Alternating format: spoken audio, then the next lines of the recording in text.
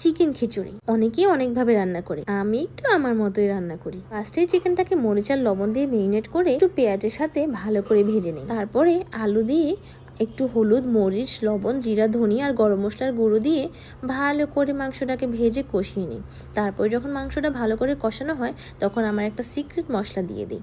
ব্যাস, যখন মাংসটা সিদ্ধ হয়ে আসে তারপরে মাংসগুলোকে উপরে তুলে নিই। তারপরে ধুয়ে রাখা ডাল আর চাল একসাথে কিছুক্ষণ ভেজে গরম পানি দিয়ে দিই। এইদিকে বেগুনটাকে রেডি করে রেখেছিলাম, বেগুন ভাজা দিয়ে গরম গরম ভুনা খিচুড়ি খাবো। পানিটা যখন বলক চলে আসে তারপরে কাঁচামরিচ আর টমেটো ছিটিয়ে দিই।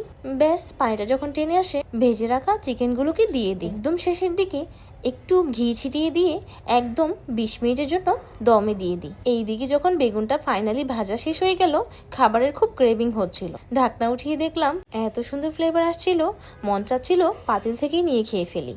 তারপরে একদম ভালো করে সবকিছু মিক্স করে নিই। আসলে সিক্রেট মশলা বলতে বোঝাচ্ছি চিকেন তান্দুরির একটা মশলা, যেটা একটু ভুনা খিচুড়িতে দিলে আমার কাছে টেস্টটা খুব ডিফারেন্ট লাগে। তো আর কি, গরম গরম ভুনা খিচুড়ি খেতে বসে গেলাম, সাথে গরম গরম বেগুন ভাজা, এক টুকরো পেঁয়াজ আর একটা কাঁচামরিচ, একটুখানি লেবু। আর কিছু লাগে বলেন?